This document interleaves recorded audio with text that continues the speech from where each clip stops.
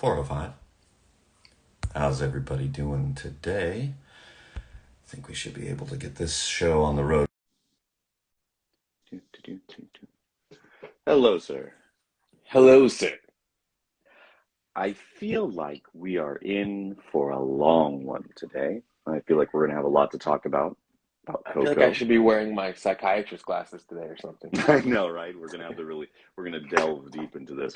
No, but welcome everybody for tuning in. We're here to talk about Coco, and we'll get a couple intros beforehand. So just buckle down, buckle up, warm up some bagel bites, and get the show on the road. Now that would be a sponsor. That's a way to do it. Yeah, that's what we should really. If anybody works in the sector of microwavable snack foods, we've got some interesting not sponsors just yet, but I'd say like we're ambassadors to a couple brands, and we've got some things going on. I guess that's a good way to segue into what we were doing last weekend. Mm-hmm. For those of you that follow us, we've been doing a couple of like sponsored posts from different brands here and there. In the past, we've done things for like Gordon's Fisherman fish, various types of dinner meat and stuff like that.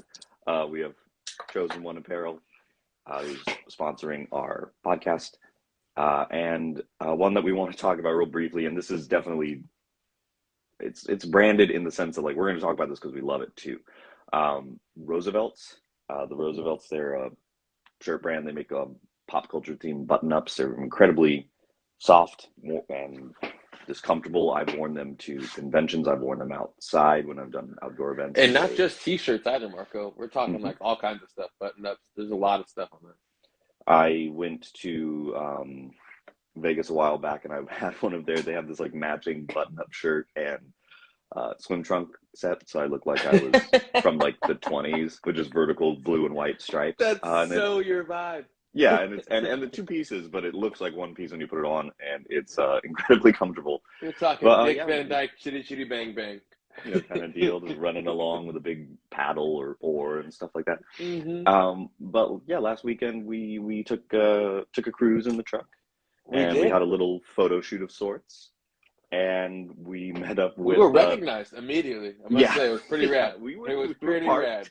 We were out for all of 15 minutes before someone was like, "Hey, wait a minute! Can I get a picture?" Well, what was funny too is it was we were next to a golf course, and the golf course is so big that you have to like cross the street in a golf cart. And I think it's really funny where it's like in a parking lot that really is utilized for almost absolutely nothing because it's like not for the airport, not for the golf course, kind of just there. Mm-hmm. It's just we were on a corner, and I just think it's funny for somebody who's in their spare time on a Sunday has enough time to golf. They stop dead in their tracks when they saw the truck, and they're like, "Can I take a picture?" And they slam on the brakes and skid to a stop. And but yeah, we took some photos wearing a couple Roosevelt shirts. They did a restock of their Disney Pixar collection and almost immediately sold out of a couple styles. So if you want to check out Roosevelt's, it's rsvlts.com. We'll probably throw up some more tags and stuff like that. But also while we were there, we caught up with one of the crew we hadn't seen in a while. Billy Boards, baby. Will Brand. Got to say it in a Aussie accent, Kiwi accent for no reason. Then it's just really funny. Will Brand. We saw Will Brand at the parking lot. Well, I mean, he lived there for a while too. I think that's kind of part of it. Yeah, I think that probably has to do with it. But yeah, we just kind of cruise around. We talk. We went to Volcano Burger. And just a heads up, if anyone knows or is has any idea of Volcano Burger, it's I think I talked about it on the previous podcast. Mm-hmm. It's across the street from the high school that like a bunch of us went to that were part of this project, and it's literally across the street. And it's an institution. Yeah, and so you can imagine that it's got a lot of influx of high school audience going to it. Anyway, Marco lives in the same city. It doesn't make any sense to me that in literally like 15 years, living in the city hasn't gone to the most popular burger joint. It's crazy. Oh my gosh. So now we got to know, Marco. Yeah. What did you think of Volcano Burger? I liked it. It was good. I will probably utilize their drive-through soon. I mean, it's Yeah. just burgers are good. Burgers are one of those things where it's like it's really tough to mess up a good burger. And when you find one that it, our local Carl's Jr. is notoriously terrible at it. But Yeah, well, I mean, for sure, they're going to be really bad. But yeah. I think I have a bit of a snobby outlook on food sometimes. And you can definitely mess up a burger. You know, Yeah.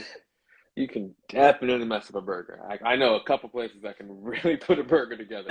And I next you can know that, oh put it to yeah, those shame. other burgers I had were just crap, dude. I think about one time, I'll tell one Boy Scout story because I think that's just like part of Yeah. the drinking game. When you listen, I have to tell one story. We once did a camp out where we had one patty left, and we decided we like our little den group, pack, no, not pack, what are we? Troop. Hmm. I don't remember our little group. And we Uh-huh. decided to basically tag team this burger in the sense of like we're just going to put every condiment we can find in the mess kit on it Uh-huh.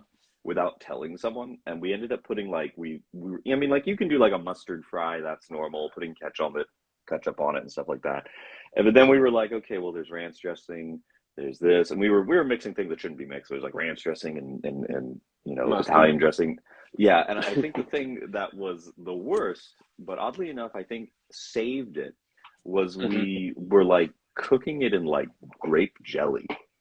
And we like put grape jelly on it. And I remember, and we were sitting there going, we're called the hamburger from hell. That's That should have been the jam burger from hell. the jam burger from hell. And I remember we served it to someone and we're like, how is it? And they're like, it's surprisingly juicy. And we're like, do you taste anything that tastes weird? They're like, no, it just tastes good. We're like, oh, okay. Well, Damn that's that it. then. Thwarted. Darn. Thwarted my burgers not being by being That's pretty like a party. mega mind move right there, I feel like. Accidentally solve something while trying to do something diabolical. Yep. Um, when it comes to any truck updates, I mean, week to week, there's not too many crazy things going on. We did the thing for Roosevelt's. I did a list, and I'm just waving it around so no one can see it. But Aha. this whole part of the page, Ooh. I wrote down. I just kind of threw my sat there and I was going through like things that need to be worked on the truck, and not like big things, but more just like, oh, well, we could stand to like tighten the joint, Hmm. the gears that close the driver's side window because the weight of the window will slowly roll itself down after a couple days. Yeah. And I have like at least 15 points Oh, of things that's that need good. to be worked on, and I'm like, oh, that's more than I thought, and it kind of scares me. But I was like, Not at oh, all. okay, But we've been you doing a know, good job, you know. yeah. Thanks to everyone along the way that's helped to make that happen too. Hmm.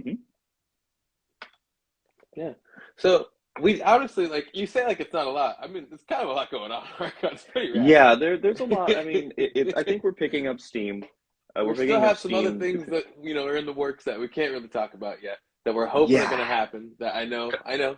yeah. A couple of And big asks coming up, yeah, and yeah, yeah. yeah, We're shooting for the moon, dudes. I really hope might that it as all well. happens. Exactly. Hmm. How you feeling besides the truck, man? How's life for you these days? Good.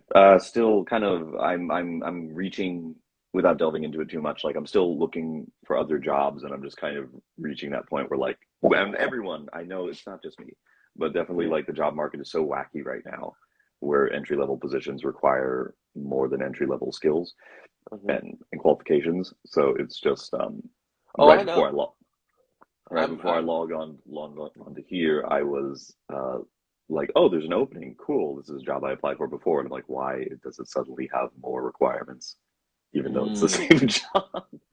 So it's just getting past that and just yeah. um Keep I your hit nose up, man. yeah. Today is 11 years at my current job, so Hmm. I'm once you hit double digits, you gotta your eyes start kind of wandering. How about Yeah. you? I mean, I'm pretty good, I guess. I've, usual stresses. Same thing. I'm always looking for something better to get into. I've been to a lot of interviews these past few weeks, and just kind of going through that whole process is very stressful, especially when you have a relationship to think about and how everything's going to impact it all. And, I mean, honestly, it's just the normal things that I feel like we all kind of go through. And if you're if you're going through it, you just got to keep on keeping on. Duck It's your all I head can, down and just charge. dude. For real, sometimes it's all you can do. Hmm. So walk the line. Let's get into this whole Coco thing.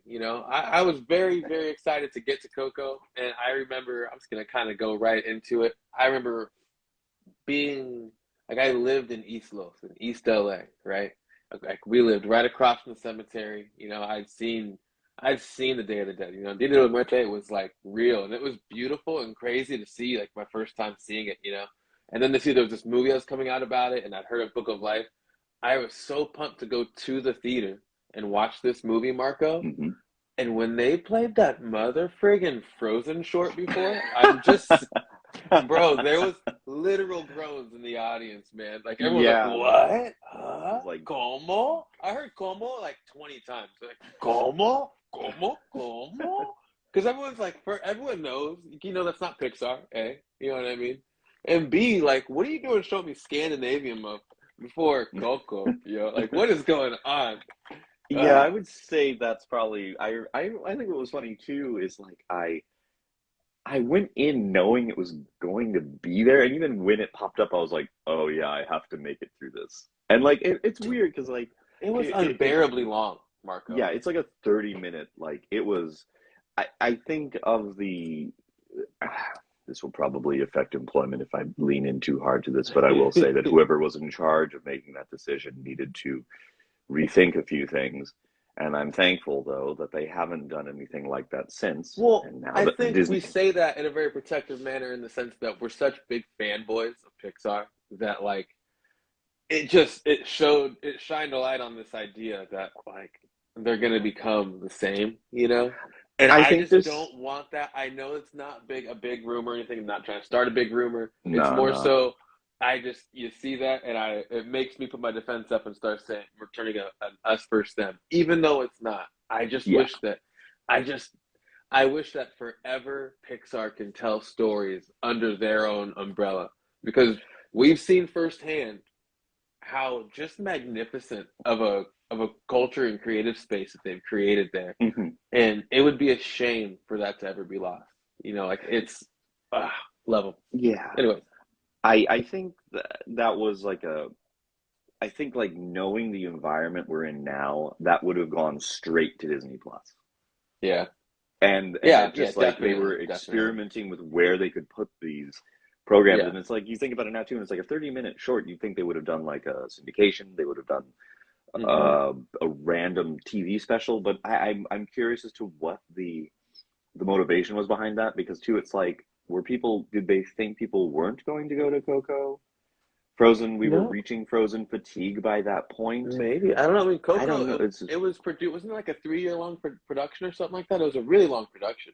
It was a long production, and I think the only thing that if it, like I think what's funny too is like I live in this little bubble of like, oh, there's all this stuff coming out about this movie, and it's like, there's I will touch on it very briefly. I will do a little jump on into a cup of water and tap my foot into this water, where there was a little bit of bad press because they were trying to copyright or register a domain name for Dia de los Muertos, and it's like Mm. it's a little, and I don't, and truthfully, it's like which team dropped the ball on that. I don't know, but the bad press came out about that. I don't know if they were hoping that putting a Frozen short would, you know what I mean? It's like we're Yeah. sitting here playing 4D chess on something Yeah. that like We you don't know, even know all the answers to, on top of yeah, it. It's just I actually remember I had a tizzy in the theater, and like it was fun, and I wasn't the only one in there feeling that way. I was like, what yeah. is I still to I be remember done, in you the know? in the theater I was in, there was definitely you could kind of like feel some brains unplugging, and it was just like, all right, yeah, Yeah.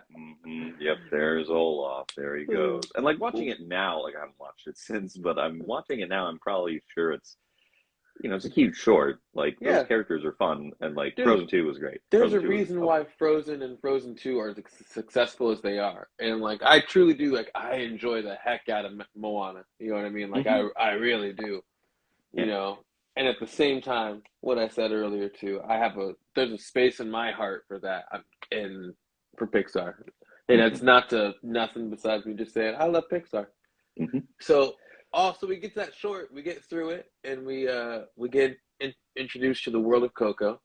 hmm And our first shot, I feel like, is immediately like met with that kind of uncanny realism that we had in Cars 3. where there's Yeah. certain shots where you're not sure if you're looking at like a real picture in a real car on a setting, and then the car starts talking, and you're like, okay, yeah, that's weird, right? That's weird. Well, the car's talking. Yeah, I guess it's not real footage. exactly. And then so I for this, it's the same thing. When it pans up from the grass onto this into the cemetery onto this grave with candles lit on it, and it looks beautiful. There's a rosary lit, and we get introduced to the first humans, really. Like besides, like we've seen a little bit in Finding Dory, but it's the real like humans that we've ever really gotten to deal with since what? In Incredibles or no, Yeah, Brave, like since Brave. mhm. I think like the human designs of Pixar are really interesting. They always make them like there's a softness to it, but Mm-hmm. there's also like like you're never gonna see well, you're gonna see things pretty stylized. Like Yeah.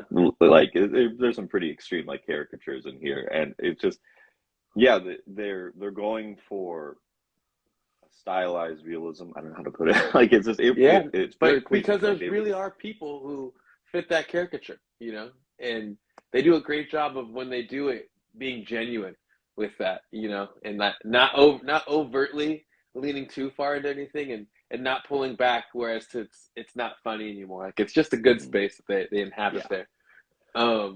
I think we then are where's we going after that? Oh, your note, you said you really Yeah, enjoyed the the papel picado. I butchered that. Just the no, use of the yeah, Papel streamers, Picado. the use of the streamers and the decorative paper arts Hmm. to tell you the backstory.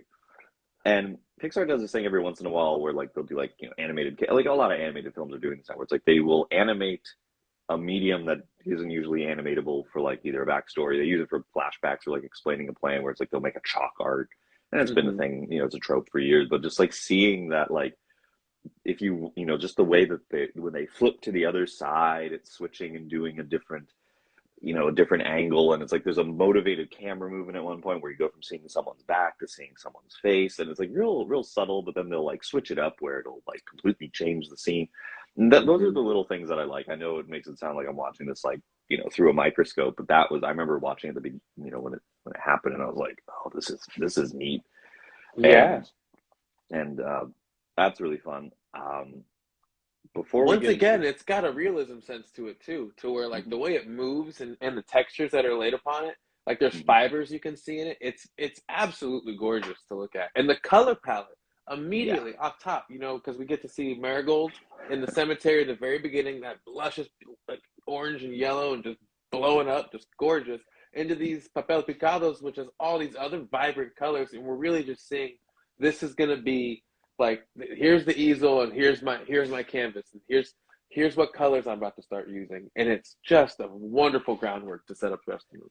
and I think what's really neat with the usage of color with it too is like usually in movies like this, the out going to other world movies, usually it's like the real world is very gray and there's different like the muted color palettes, and they go to the fantasy world and it's all lit. And I would say that this movie doesn't do that as much. It doesn't Mm-hmm. do it where it's like the real world is just as vibrant as the land of the dead. It And really is. it's they're just kind of like, and it kind of plays up, and also just I am no expert when it comes to the holiday, the celebration itself, but I think it's fascinating because it's like so much of like I'd say I'm doing this from a less than scholarly position. I feel Okay. like a lot of like Western holidays are very much there's this and there's this. There's X, Y.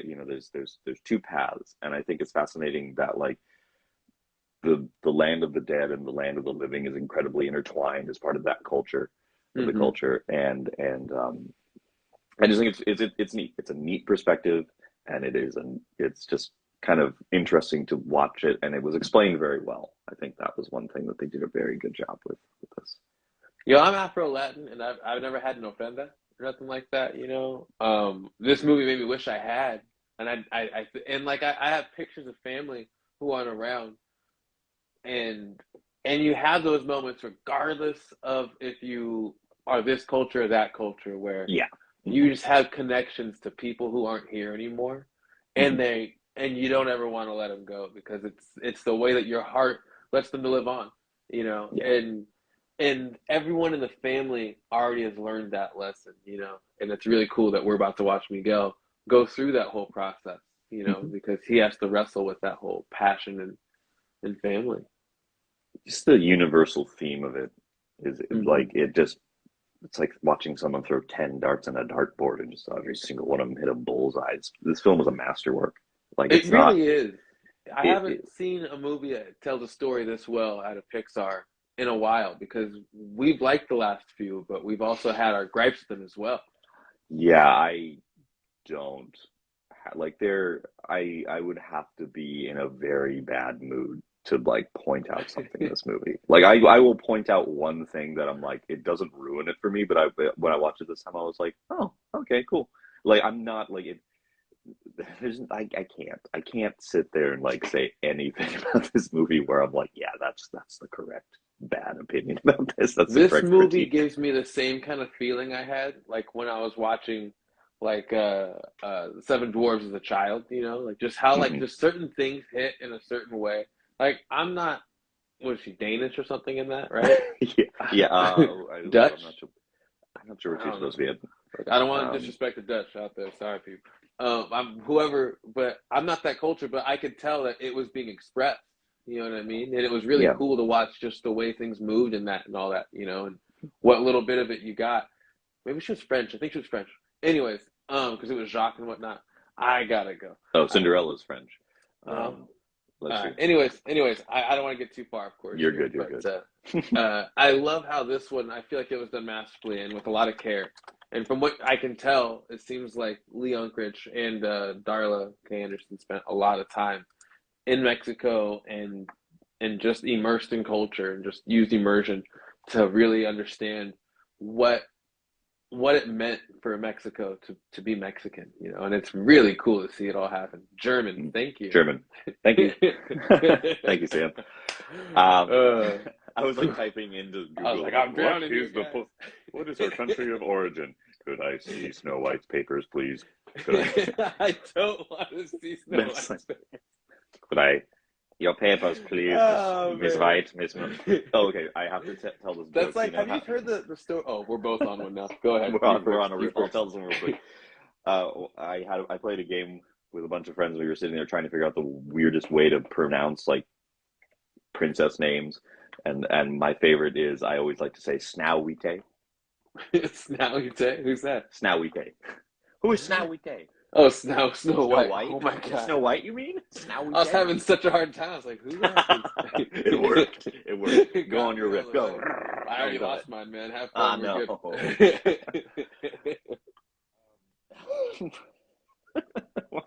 I'm serious. I have no idea what I was gonna say, man. Good luck. I Sorry, second I'm sorry. German. If You you second think German? What are you first? Go ahead, paper. We want to know.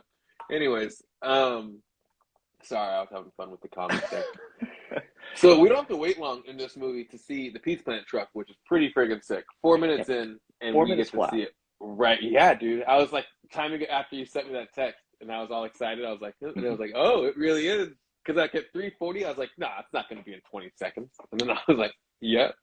Yeah, It was as good. soon as it rolled on, I remember like I think they even showed like before the movie came out, I think they released a clip. And then Hmm. I remember that they started like a lot of the preview clips would have it in there, and I was like, "That's interesting that they would do that." But also Hmm. too, it's like it's a good clip to introduce on. The I think let's like we have a bunch of bullet points where it's like I think we gotta.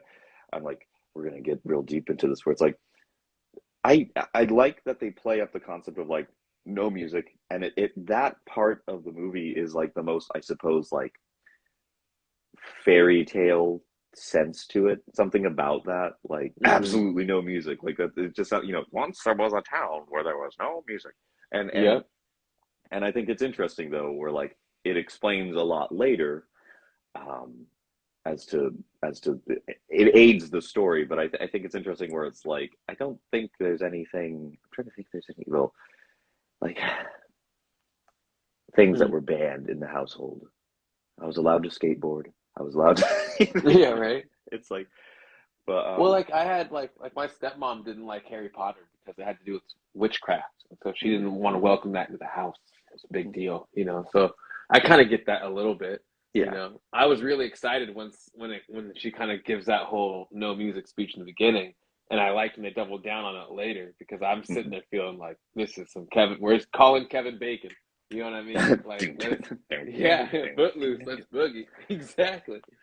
I really also enjoyed the way that they express different people in this movie, like Abuelita, like Hmm. as somebody who's Afro Latin, but I feel like it's anybody out there. Really, we all have this in our own way. But like, if you're Latino, like you have a tia, you have an abuela, alita, or your mom or somebody, even Yeah. even your older sister, even if they have Uh, like a superpower where they can just bam chancla and like yeah. if you're not scared of that, if you don't have somebody, that's part of like what hardened me to become me. You know what I'm saying? Like was that I had to endure that. One of my mom's favorite sayings is "Come over here so I can hit you." And I have to come over there. I gotta walk my butt over and take it. That's part of it. You know what I'm saying? And so seeing Abuelita do that was just like it hit me in my feels because she is that hard everything, but then when she's Hmm. like, "Do you want a tamale?" and he's like, "No, I'm okay." She goes, "Oh, I'm sorry, I was asking you, do you want a tamale?" And he's like, "Oh yes, just see, you need to eat more because you're a growing boy." And it's like that's exactly it. It's like this forced level of charm and Yeah. love it's beautiful to see, but it's also like it's our version of like Southern hospitality almost or something like that. Like every Mhm. culture has their version of it, and it's just so cool to see this one expressed as such and so genuinely. I loved it. Yeah.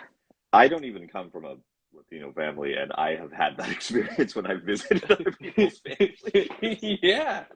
Go to a tamale party, and they're just like, "You want some?" I'm like, They're like, "You want some more?" I'm like, "Oh, okay, I'll do it. I'll do it. They are delicious. They are good." And so So, from and it's there, like it's this uh, universal thing. It's like, like it's just it is crazy where it's like that we've all felt that. yeah, everyone has it. It's the coolest, actually. It's a wonderful piece that, like, I mean, like, I saw a quote about from Darla talking about how she hosted the Sheds Light that, as much as there's this beautiful culture like this, that we're all not that different and that there are these different people in the world, but we're all here together. And I thought it Hmm. was a beautiful sentiment, and it's very much so carried on throughout the film. Yeah. And from there we get to learn about Ernesto de la Cruz Hmm. and his whole journey, which is so heroic and like I'm bought in, man. Like Yeah. I'm eating this up, you Yeah. know. Even down to he loved I didn't think about that, but he gets killed by the bell. The Go thing that, ahead. yeah, the thing that was interesting about the bell, and this is not a nitpick, this is just one of those things where it's like, I just find it interesting that I'm like dropping, I mean, like, obviously you would have the bell secured, but having that specifically be a control for a stagehand who could potentially hit, suspicious, little sus there. But I will say, I remember seeing the movie in theater, and I remember the sustained laughter from the juxtaposition of him getting mashed by a bell and then the line until he was crushed by a bell. I want to be just like him. Was it like it was a perfect 10 landing on gymnastics for a joke. Yes. And it happened several other times that I just remember that first. It's just so snappy. It's such a good gag. It I just really feel like this movie, like, okay, so you said in a recent podcast, at least, about how the Three Caballeros was one of your favorite yeah, movies growing up, and yeah. it's got a lot of shticks that are a lot like this movie, like that, where There's like it just a lands like zippiness. that. Hmm. There's a timing that they both utilize that's very well coordinated. That stage, that impossibly large stage Hmm. set that he performs on with like 75 dancers or something, and Christiana texted me while we were talking about um, doing this podcast. She pointed out, she goes, if you look, like, they're not perfectly in sync, as naturally happens when large ensembles do that. Like there's like a slight Hmm. Yeah, there's variation to that rhythm. imperfections. It's Yeah, wonderful. and I do think it's funny too that I'm like, man, that's an amazing stage set piece. Like that's that Yeah. escalator he's on that's like 15 feet wide. I'm like, oh man, that's great to do. So cool. Uh, It really reminded me of like the gaudiness of what Disney is too at the same time. Like if you've been to Disney World and you've been on the Three Caballeros ride, or if you've gone on It's a Small World, or if you've even been on Splash Mountain, there's all these mhm. moments in it that are so grandiose. Yeah, Yeah, and it's jazz hands on a wonderful to grand give them scale. that. that whole piece too, because the culture deserves it. Let's be real. Mhm. Like Yeah. they got a lot of flack this production for the Book of Life, and well, there was this other Dia de los Muertes movie that came out and all, but like that's the only other one. Like, Yeah. name another Dia de los Muertes movie. Like, go ahead. Now, tell me all the Halloween movies that are out there. And tell me all the Christmas movies that are out there. Hmm. It makes so much sense to me that they don't lose any sweat up. There's no sleep lost on it because it was an unnecessary expression. And it's very Hmm. original in comparison even to Book of Life, which is about the same holiday. It's so cool. Yeah. Um, So Pointing tell me out what the shoes in the ceiling. What's this yeah. joke? So I thought it was really funny. There's like Miguel has like a large family, and I think like they all have like maybe like 5 lines each, Mm-hmm. and they all just have these like incredibly quick zippiness to how they're introducing the characters. You know, the mom and the dad, they're caring and this and that. They want him to be happy, but they also want, you know, to keep the rest of the family happy, kind of thing. And then I think it's his cousin Mm-hmm. that is I believe polishing a shoe, Yep. and because he's a little bit, he's learning, he launches it into, and like the gag itself of the shoe flying into the ceiling is hilarious, but then you also have There's a the bunch. other shoes that are up there, so this obviously isn't the first time that a shoe has been rocketed into the ceiling.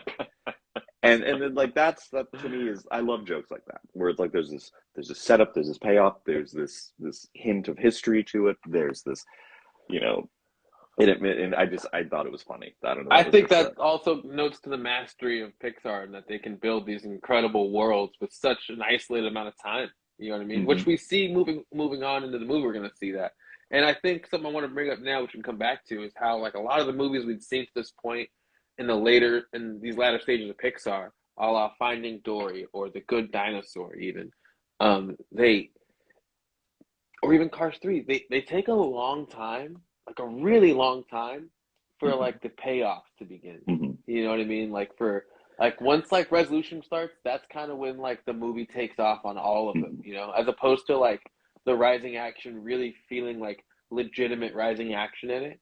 In this movie, from 2 minutes in, the first time you hear any music, it's it's moving and you The feel like you're on a ride and your yeah. eyes are wide open because you just an influx of colors are coming at you and your ears are perked up because this music is making you want to dance even though you know you don't even know how to dance to this freaking music, dude. You just want to get up and start moving and it's Yeah. wonderful. It's like when a live band is on stage and you get that urge to just have this magic over you. This movie gives that and it's just wonderful. And so from there we get taken into the whole de la ofrenda and how you know he has this passion, but he also has like this predestiny that he has to meet with the family Yeah. business.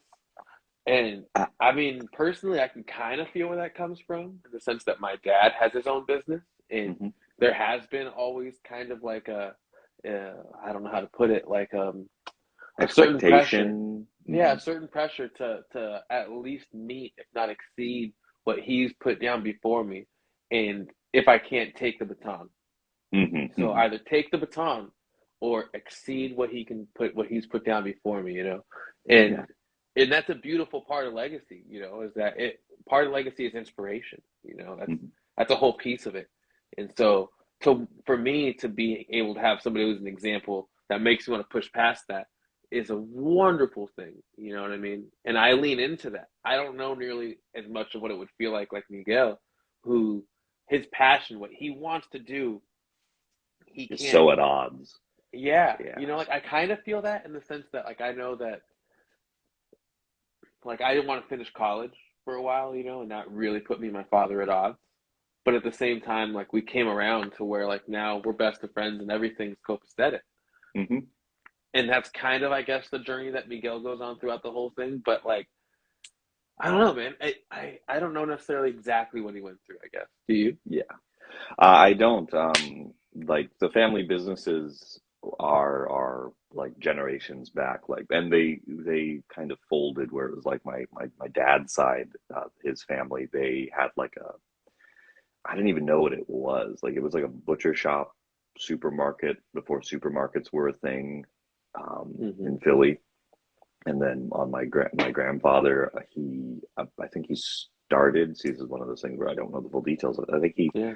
started or established a company that specifically like designed and produced when you would go to like jewelry stores and they'd have those necks or those fingers and the hands to display watches and jewelry. They did that. Yeah. And I think I don't know if that business is still there, but like there never was that expectation. Mm-hmm. Um, To I do don't the thing. think.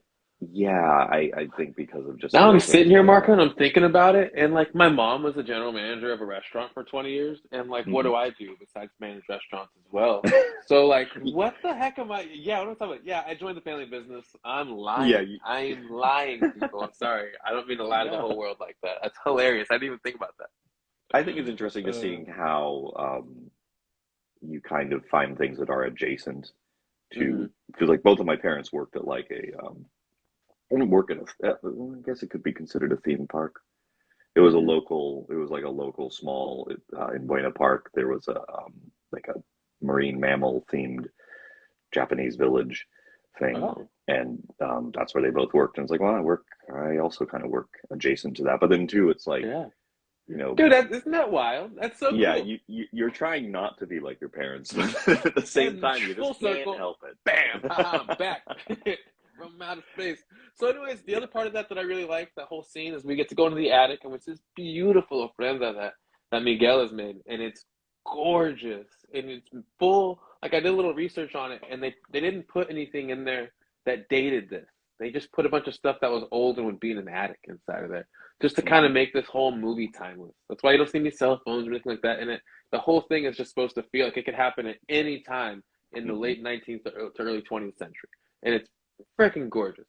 And so we see all these things, and we see this moment with Ernesto de la Cruz watching all these different clips. And Miguel picks up his guitar, and he talks to Dante, who's like his best friend essentially, who, Yeah, like, we'll get into Jolos later on, but like, yeah. they're freaking rad, man. They're little rat dogs, dude. It's pretty sick. So he's got the cutest little disposition about him. You're already falling in love with Dante because he's his biggest fan. And Miguel starts to look into the screen, look into Ernesto de la Cruz's eyes, and be inspired. Yeah. And he closes his eyes, and he is exactly the person he wants to be as he starts playing the guitar in such a way that I'm already starting to be moved to tears. Like, because I'm just sitting there watching this kid who can't achieve his dreams, who should. Mhm. And oh, the kid's got talent too. Yeah, That's the crazy part. We haven't gotten to him yet, but yeah. the kid That we'll has have to some dive into. real talent. There's another reason why this movie is so successful, is that Mhm. the casting in it is on another Top level. notch. Yeah. I think it So was go neat. ahead.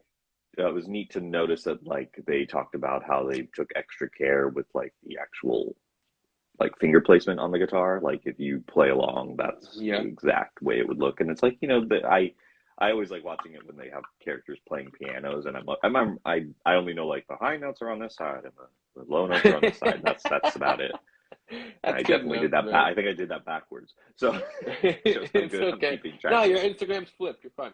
Yeah. So with him like finding out about that talent show hmm and trying to get a guitar and getting and putting two and two together, um, the way that all of those details come together is really neat, real organic. Where like something falls down and it flips out, and he hmm sees he sees the skull, headstock, stock, I don't know what that's What? called What do you? on the What? guitar, the little Oh, skeleton the head Sugar on School. yeah on the guitar, and comes to the They're conclusion beautiful. that yeah, hmm his great grandfather is in fact Ernesto de la Cruz. And it's cool how he comes to that conclusion, because we've seen it a bunch, but we're not quite sure like what the connection is all the way, And then he has that whole guitar already, and then when Hmm.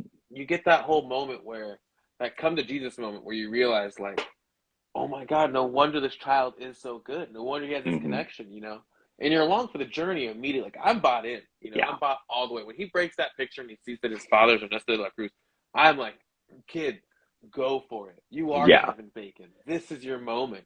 You know what I mean? Get out of the big city, kid, or get out Hmm. of the small Go town go and go go to to the the big big city. city. Yeah, and the scene that immediately follows that, I think it's really well done, where it's just like the major conflict occurs, Hmm. like some real heavy familial conflict occurs, and it's just, whew.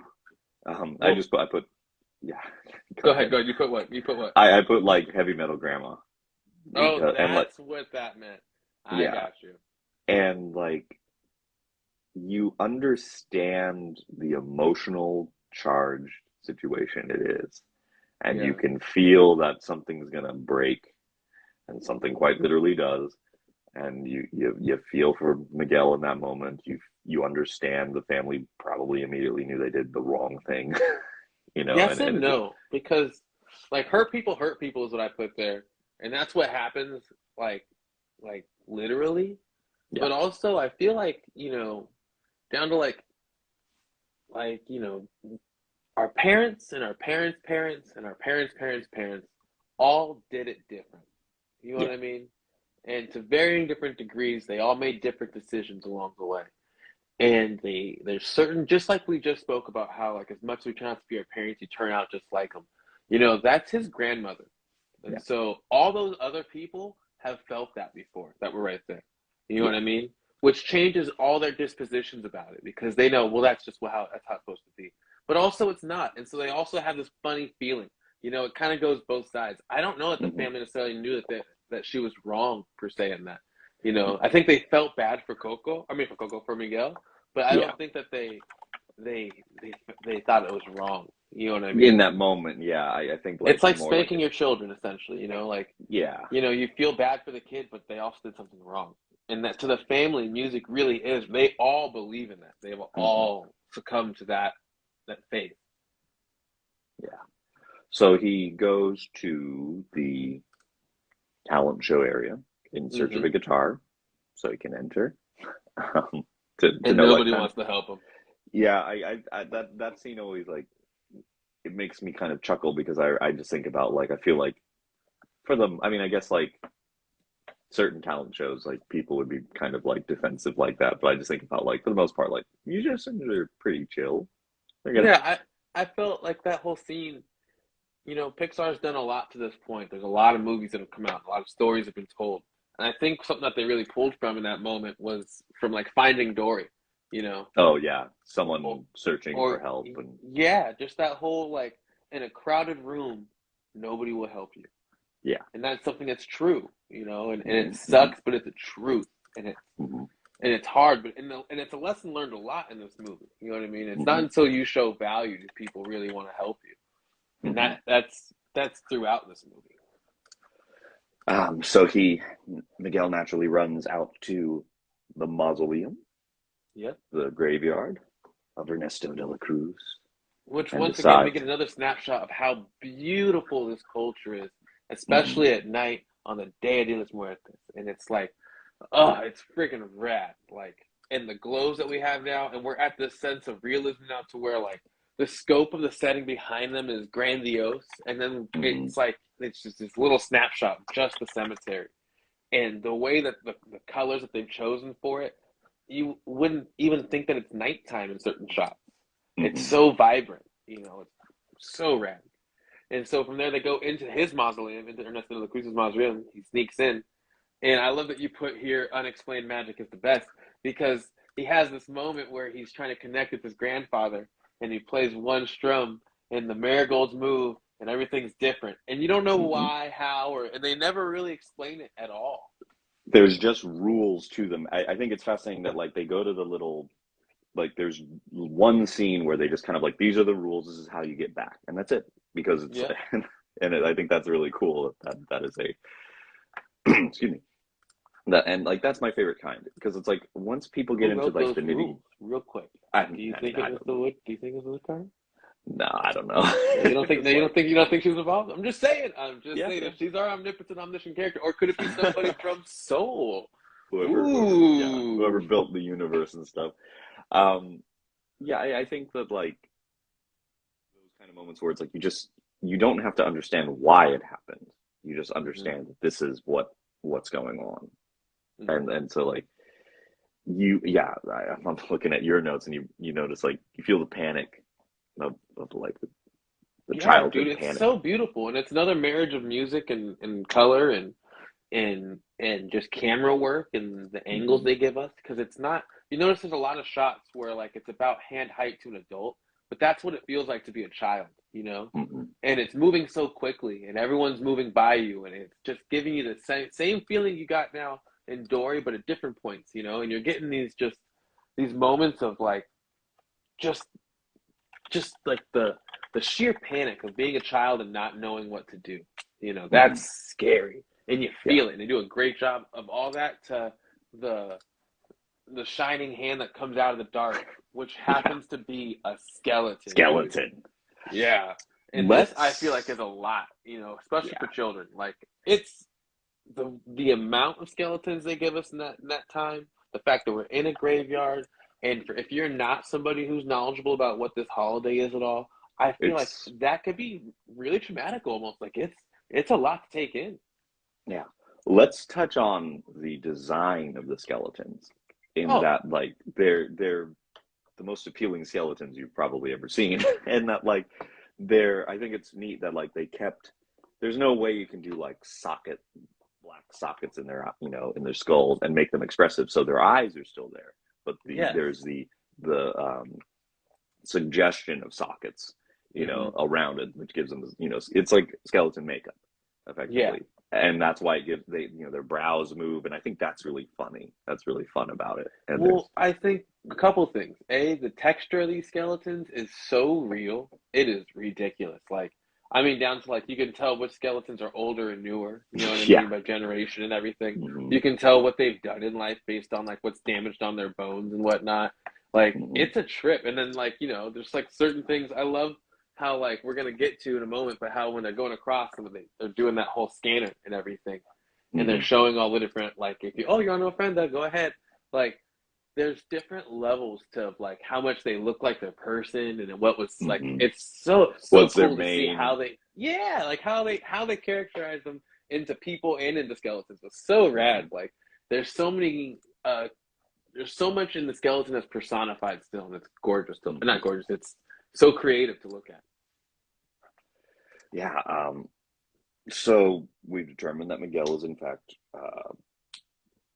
not dead, but He's he has undead. entered. He's entered the world in which, if he stays there, he Yeah, he's will. undead at this moment. He's not dead. He's not alive.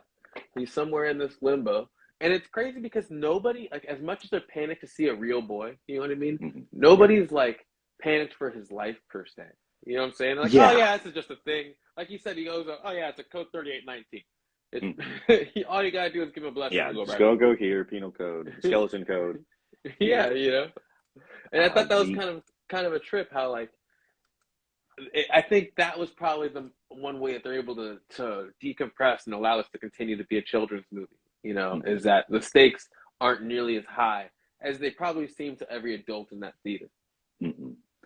It's an adventure, Mm-hmm. and I feel like that there are certain moments in film where crossing that threshold, that's the hero's journey, and boy, there's Mm-hmm. no better threshold than that marigold bridge scene. Dude, when you see that, it's like literally like seeing like the gates of Babylon. You feel like you're looking at a wonder of the world, and like you're I just in a mean, movie theater. Like I literally yeah, got transported back to the first time I watched it, and when I saw it yeah, again, and I was just like, holy, the way they're raiding into nothing, the music that's playing.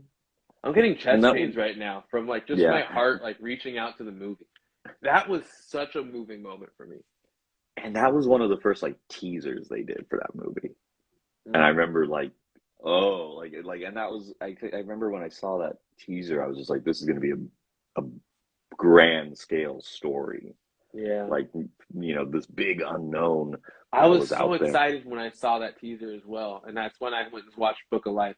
And I really Hmm. had you just don't know what you're gonna get, especially with Hmm. Pixar, you just know you're in for a good story. That's all you're ready Hmm. for.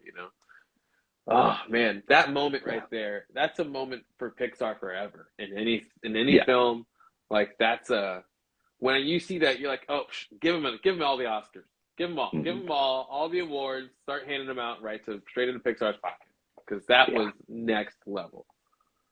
We are reaching nearly the hour point, so I don't want us to get started on another freight train just yet. We will take a break and come back in a couple moments. But let's go to a sponsored thing.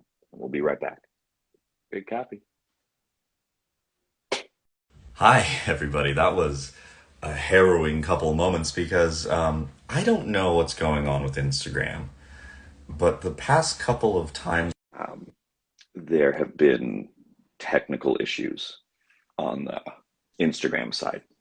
So just kind of recounting how there's been technical issues on Instagram side, I need to go on a quick little rant. For $1 billion company, you'd think that they'd be able to have an infrastructure that can handle this. If this happens again, I'm probably going to march to Hawaii and march onto Zuckerberg's ill-gotten Hawaiian land. That's right. Punch him in his face. Like everything. So far, we have attacked the mouse and Zuck, dude. We are on a roll today. We're on a rip today. No. But I will say I think this is a good segue into another topic that I think we could talk about before we diving back into the movie. So we have been looking into a couple of things to improve the quality of the audio and video that is coming out of here. So I hope that maybe a fair warning right now, at least for those that are tuning in on the live, we may change either the format or the program that we use. But we'll give you guys like plenty of notice and stuff, but I believe the podcast itself will still continue to be uploaded to Anchor. It's just the video will be much at the very crisper. least, we want to make sure that it stays consistent to Fridays, so maybe it'll be a post on YouTube that you can check out instead of having to just watch the live. Whatever might happen, we'll see in the near future. We're with sponsors. What's rad about that is it gives us more flexibility for just production, which is pretty rad. It's pretty cool. Yeah. Things are changing up, and we're working on a couple things. Might have find some use for some of the older cameras and stuff. But it's like getting the band back together, but it's all girl technology. That's what we're doing. 2010, 2015, Voltron. Come together. Blues Brothers. Getting the band back together. We're putting the band back together. Oh, man. All right, so we get back to the movie. We're meeting Hector. Hector's over here lying his little bony butt off, trying to get across the bridge. We don't know why, but we know that he's a deviant and that he's got a rapport with the local police, essentially. And it's not the first time they've seen him, and it is the first time it looks like he's getting cited for a fake eyebrow, which is very illegal. Yes, indeed. You gotta have to. I put on my note that I was kind of. I think it's interesting that the skeleton tech. That's what I'll call it, skeleton tech for skeleton. The Ofrenda scanner. I thought that was really funny. How like the facial recognition, and then it scans and it checks the Ofrenda, and I was like, well, that's pretty like new, it's modern, pretty Monsters Inc. level of technology, to be honest. Yeah, it's got that level of science and magic working at the same time. And it made me think of what other bits of weird technology that they had, and I'll touch on this very lightly here. This is not a nitpick, but this to me, at first I thought, okay, like what is the most like modern piece of technology that you see in this movie? And there's the little Macintosh that Imelda hits with her shoe and causes to explode, the devil box. But then I realized that I think, and correct me if I'm wrong, which I probably am, there's a DJ deck that appears. There is at De La Cruz's party. Yes. And it's not, and it's just funny though, because it's like it's designed in a way where it's just like, even that though isn't super like isn't like a super gaudy like something we saw like in what was it? In Cars with like the Too Fast, Too Furious, Tokyo Drift looking dudes, whatever, Even that wasn't showing like that. DJ decks. They spent a lot of time trying their best to make this movie as timeless as possible, which a lot of the Disney classics are really able to do, in the sense that they just take place in a place that was so far back in time that it doesn't matter where you're from, you can now watch this movie. They wanted to give you that kind of thing, but with something more relatable to today. And I think that's why you don't see any other technology or anything. Especially even that computer, like it's a Macintosh, like you said, but it really just reads as like computer logo on your Apple iPhone. Or like old computer. It doesn't read as like, and even that DJ deck may not read as a DJ deck, modern DJ deck. Like in 5 years, Kind of got some Beetlejuice vibes when they went to that whole office, though. I'll be honest. Oh yeah, yeah. Seeing the different things, trouble a skeleton could get into. Yeah. That was pretty rad. So from there, we get to learn a little more about Hector. Miguel runs away from his family and he starts hanging out with Hector, and they become a ragtag team. And we get to go down. We get to get buy-in really with Hector, because to this point he's just been noted as a liar. It's kind of like how in like Aladdin when he jumps out and he has this whole scene of him stealing the bread. And it's really rad. It's cool. You get this whole thing like, all right, cool, I'm riding with a thief. And then he gets to the bottom of the whole thing and he splits off the piece of bread with the kid. You're like, okay. Not only I'm not just riding with him. I'm riding until I die with this thief. He's a good one, Yeah, you get it at that point, and you realize with Hector, he goes down to see his buddy and he sings "Everyone Knows Juanita," and we all have somebody who lets us down in our life, but we continue to bring around because they're a light in our life. Yeah. And that's Hector, and he's just trying his best. He's trying his absolute best to just keep on keeping on, man. He only has one day a year where he can really make an effort. Besides that, it's living this life of basically like death poverty until he reaches what, in my opinion, is the darkest moment of the entire movie. And I'm glad they kind of gloss over it. Yeah. But final death. What a concept. Yeah. And it really, I think what's kind of crazy with that is you sit there and it's like, in your heart of hearts that there's probably people in your family, but before, but how far can, how far can you reasonably have one story go, my family, one half of my family is lucky where we have like records going back to like great grandparents, and then like it kind of gets a little hazy and I think that just gets a little hazy because records weren't a thing that were really kept pre 1800s kind of thing. Yeah. And so that it just like, it's kind of crazy when you really think of like just how far back your existence is, and like really this is conversations for almost another time, but it's like you really start to like zoom out times 10 the Eames film. You're just starting to think of like these unfathomable concepts, but it also of time. The grandiose illustration of this land that they've created. You know what I mean? Like the way it's stacked on top of itself, it's so surreal. It doesn't make any sense, and yet when you zoom in, it's just it all does. But from a distance, it almost looks like those stairs on top of stairs on top of stairs pit photos. Yeah, and just like the sheer amount of depth that city must have, for it to house that many, and I think that's really neat is they never really like put a number on it. They never really like sit there and like, well, this is how we do it. We build up. It's just you look at it and you can pull that from the design, and even you posted the concept art of the like it gets more modern as it goes on. That was something that they wanted to work with. They kind of like left kind of a little behind because they says that they, from what I researched, it says that they wanted to kind of focus more on the early, I think it was 18th century Mexico instead, and that's why you get where the architecture looks the way it does. I just, God, man, they say like the dream drug DMT is what's expressed in your brain when you're born and when you're taken out, when you die, and there's a lot of things in this, down to like the what are they called, the alebrijes. Yes. So like the color palettes that they use in this whole thing, and the way that skeletons are able to be so human yet not, like all of that, I feel like kind of like, hippy dippy Sean talking here, but that all kind of felt a little connected to me, like there's a reason why it was so surreal, it was because it was this moment, and like who knows how they live time correspondingly to us, because they're all stuck as that age, and how time moves when it's not Dia de la Muerte. And I don't know, man, it was really cool. And like, having seen Soul now, I think that my heart can kind of rest a little bit, in the sense that like those that are forgotten are brought back in their own way in that whole process we see, it's pretty rad. So I think that was cool. Like that was really, it was wild as the first time watcher to watch that and just have to sit there and be like,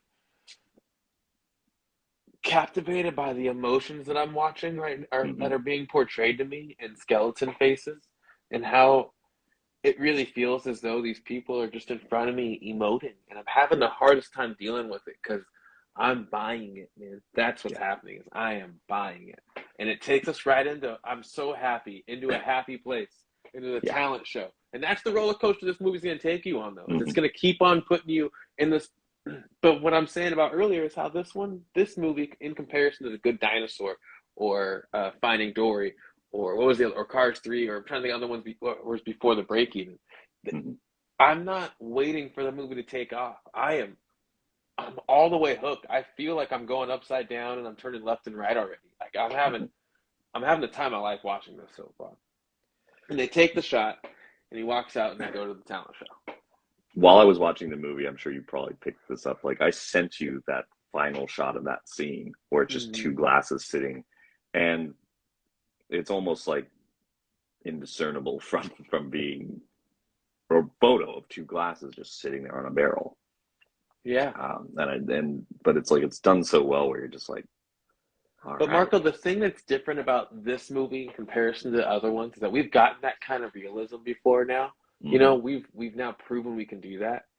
And in this one, they've got emotions down to that level now. Yeah. You know, like they've never hit both those buttons at the same time as hard as they've hit on this one at all.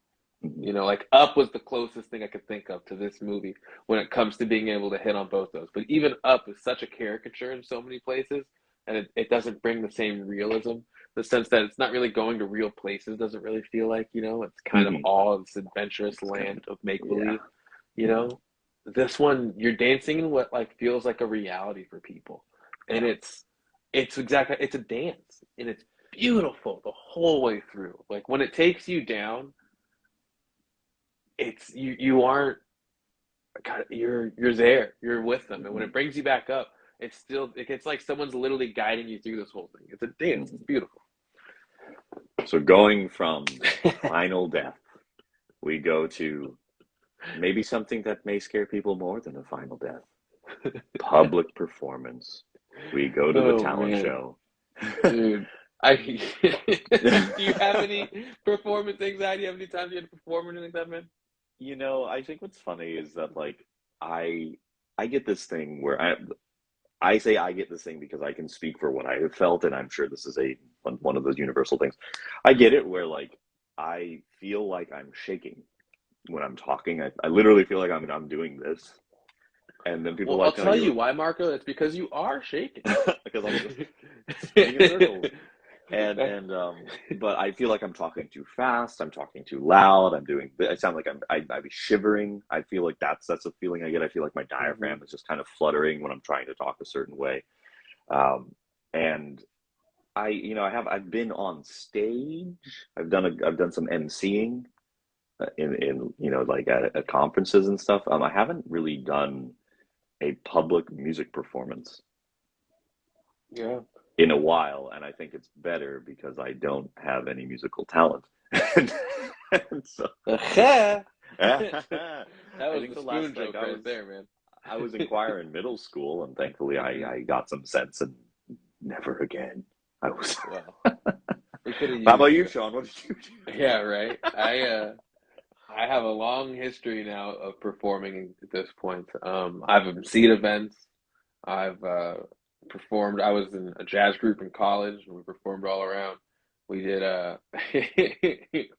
Mamma Mia, here we go again. Bye say bye. what you Sorry, want about that someone's over here movie, but making me. no, no, no, no. Like Go ahead. Let's hear it. Let's hear it. say what you want about Mamma Mia. I That is one of those movies where it's like Mamma Mia and Ocean's 11, and there's like another movie I need to figure it out where it's like say what you want. Say what Ocean's you want. 11 and Mamma Mia. Wait, hold on. Say what you want about the critical the critical reaction to those films, but you cannot deny that that cast was having the time of their life. Oh, that's what I was saying. How you get connected? So, Sean, you didn't know that Mamma Mia is in fact a heist film, and Oh my God, man! Like, these are my two favorite movies, Mamma Mia and Ocean's 11. I just like large cast. DJ Khaled's my favorite producer. Anyways, One of these days when we do karaoke, I need to break out my Pierce Brosnan singing impression because it's silly. oh, It's I'm very in. silly. I'm in. If anyone knows us, Marco and I have done some karaoke before. I'll tell you this: one of us wasn't sober, and the other one wasn't either. Let's go, punk rock. The only way to do it, Right? It really is. We'll do that. We'll do if we reach a certain listenership or a certain amount of donations towards the truck, we'll do like a live karaoke or something. That'd be so good. Also, I got a karaoke machine. I'll bring it out. But anyways, We'll do yeah, I performed a lot in my life. I sing, play a little piano. I was in a lot of choir. I was president of the show choir in my high school growing up. Mm-hmm. I mean, like I'm bowdy with that. At the same time, I like even up until I was 18, I probably soloed maybe a handful of times, 3-4 times, and every time it was almost forced. You know, one of my first mentors, Dr. Carp, you know, rest her soul. She really pushed me to be the best version of me, and she made me go out for certain things and certain solos, and made me do things. And so it was wonderful for her to push me to those places because I have a certain confidence that is gained because in those moments that you just expressed, it's the first time I've heard somebody say that in a while where they express exactly what is happening when you talk about the shivers or the trembling, or it's like I'm talking too fast, or all that's so true when you're performing. And part of the coolest thing about just life is when you're met with that moment of fear and you somehow muster up the courage to continue and trudge through that fear, you come out on this other side. And a lot of times, especially in music and in performance, you're able to do that in front of people, and it's evident. And there's this moment that clicks where hopefully it's early in the song rather than later, but that clicks to where the passion now starts to seep through. It's just like how when Miguel is on there and he starts playing guitar, looking at the Ernesto Cruz moment in the attic, where just you see like at first he's playing with like this this piece of junk guitar, but then all of a sudden you notice like 2-3 notes in, this is for real, and that moment happens in real life, and I yearn for it. I yearn for those moments of like feeling like I'm a part of this huge thing in front of a huge amount of people. It's a wild experience, and this talent show here is no less thrilling, to say the least. The casting that they put on there is pretty sick. Who is your favorite band? Man,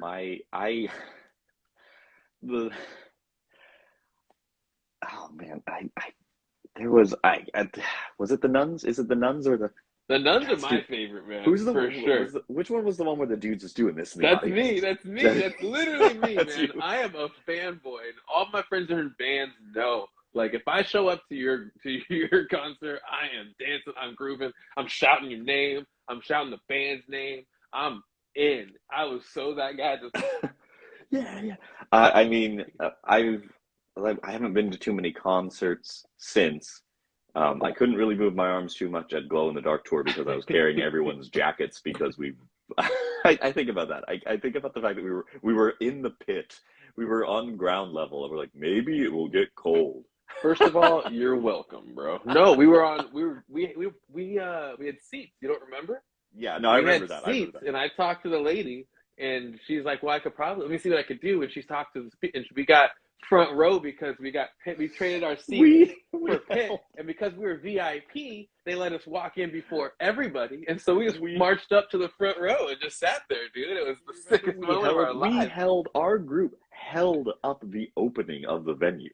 Because we were like running, and it was like 8 of us, and this lady's like, "Don't open it yet because these guys need to get into the VIP line." We're like, "Opening through." It was so cool, man. It was so cool. Good. I wish iPhones were where they are today back then, because if we could have had a video of everybody just swarming around us and everything, oh my God, it would have been wild. You want to talk about 1 million views on TikTok? People would have freaked out watching that, man. That was cool. So, all right, we move on. We get to watch these sweet nuns who play the accordion. I'm the super fan, as I just said. We get to talk about our public performance anxieties, and from here we get to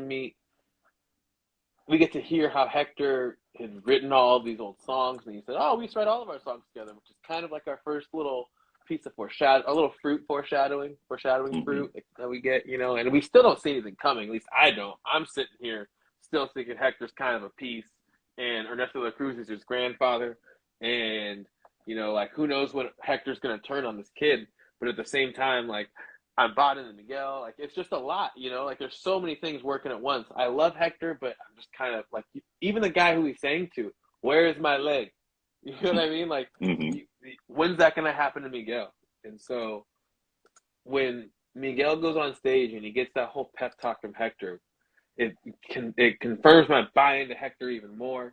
And man, that Greto's freaking sick. Yeah. I still listen to Poco Loco and do the Greto. There's this. I want to bring this up. I know, like I'm like really like stomping on our pace here. I think the best. Talking about performing, there's one book I want you to read. I'll let you borrow it. Steve Martin wrote a book about his career in stand-up, and I realized that there's this paragraph, the opening paragraph of this book. I realize it runs through my head every day. I'm just gonna read this. So he's talking about this, like how he spent time doing stand-up, and he just said, he goes, "My most persistent memory of stand-up is of my mouth being in the present and my mind being in the future. The mouth speaking the line, the body delivering the gesture, while the mind looks back, observing, analyzing, judging, worrying, and then deciding when and what to say next. Enjoyment while performing was rare. Enjoyment would have been an indulgent loss of focus that comedy cannot afford. And after shows, I experienced long hours of elation or misery, depending on how the show went, because doing comedy alone on stage is the ego's last stand." I hear that. Well, I mean, he made a march on both sides, a march right up the mountain and a march right down when it comes to, he's still incredibly successful. Not thinking Steve Martin. I'm talking about relevancy really here. He really, in a graceful way, marched up and down that mountain. So, I mean, I get it for him for sure, because he's not really one to do too much stand-up comedy today. And I think that makes sense hearing that quote. Yeah. Poco Loco is next level, right? Anthony Gonzalez does a real-life performance. You've already mentioned and touched on the fact about how their fingers are really playing the guitar. Yeah. If you don't know who Anthony Gonzalez is, he plays Miguel. And at the time, he was 13 years old. And he's a real-life child from L.A., and he's known for playing in Olvera Street, the little pueblo out here in L.A. And he's been on Sábado Gigante, which is like a really popular Telemundo show, like he really is about this life, and so like to hear this performance of Poco Loco, we've all been out on a street fair or something like that, and you're just wowed by the kind of talent that's just out there. Well, here's a real life moment of one of those people, one of those kids being taken out of that situation and being gifted the golden ticket of a lifetime. Here, take your dream, and it's wild. It is. I'm getting goosebumps. It is wild. Because he does, from this point on, when you get to hear him sing, my heart sings with him. And it's, oh, gosh, I love it. That kid is so talented. Like when he does his interviews and he's like, "Oh, this is me performing," and you're just like, wow. That's all. I mean, you can't even like, there's just talent out there where you can't even like. You can't deny it. Yeah. What are you gonna do? It's like you said about this whole movie. The whole movie carries that, it carries that like just air of like, it's not perfection. It's just joy. It's greatness is what it is. This whole movie just carries a greatness about itself. Mama Imelda, you know what I mean? Like that casting of her and the mannerisms that they had to put on that mannequin and everything. Like they do such a job. You know what I mean? Of just creating just power. You know what I'm saying? And elegance and feminism. You know what I mean? Yeah. Like there's like Frida Kahlo is in this movie. Okay, Frida Kahlo. That's just understand about the divine feminine. Like do your research on her. Mama Imelda embodies feminism in such a strong way that she rivals Frida Kahlo. That's an incredible feat. You know what I mean? And it's done tastefully. So say all that to get to the point of now we're going to Hector becomes desperate to see Coco. And we don't know that it's Coco yet, but we know that he's desperate to see his kid, basically. And that desperation is forcing him to, as we saw with with his abuelita earlier, hurt people, and he's hurting. He's not being remembered. He knows he's going to become just like his friends soon. And so he starts to not necessarily turn on Miguel, but he kind of has a Bilbo Baggins moment, you know, where he just kind of shows his fangs for a quick second. What he would do to get what he wants. He shows us for a moment, you know, and it's very scary, but at the same time, it's very honest, because what do you think a parent would do to get back to their child? Right. Don't get in the way of that. Yeah. It's as much, and I think that's a wonderful thing that they did in this movie. There's so many dark themes that are wrestled throughout this, but I think they're all genuine, Marco. And they all take their time to where, like, if you break down the thought of, like, can they really talk about death? Can they really handle it? They handle it in such a way that if it's really dark, it's because it's really dark. Yeah. You know, and they do a good job of bringing it back with accordion nuns and things as such, you know, and just light and happiness, you know, it's wonderful. So I want to touch on a scene that we didn't, that we didn't put in the notes, but I thought would be worth mentioning. I thought that I might be getting ahead of ourselves. The revelation that Imelda can sing. Oh yeah, that's when she's chasing after him, and he basically gives the same speech you just gave his family, you know, and except for this time he's talking to the reason why we don't listen to music, we don't participate in music, and so nobody's had a real good answer outside of it's a family curse essentially, and that their great grandfather ran away to pursue music, you know, but this time we get to see, like, no, there was a story before that. Yeah, there's a story before the what are they called? The papeles de pequeños? I forgot already. Papel picado. Papel picado. There it is. Papel picado. We can see there's a story before that, you know, where they sang together. They enjoyed music together. That's probably part of why they fell in love. Yeah, you know, is that expression. And when she starts to sing and you see the talent that she carries and the talent that she locked away out of pain, you know, it says so much. And I know that we both come from single mother situations, and we know the pain that a single mother can carry, you know, and that pain is immeasurable, you know, and it is something that can be felt generationally, you know. I feel like, go ahead. You never going to 100% know. It's just one of those, like, unachievable bits of understanding. Like, you'll get hints here and there, and a lot you have to infer.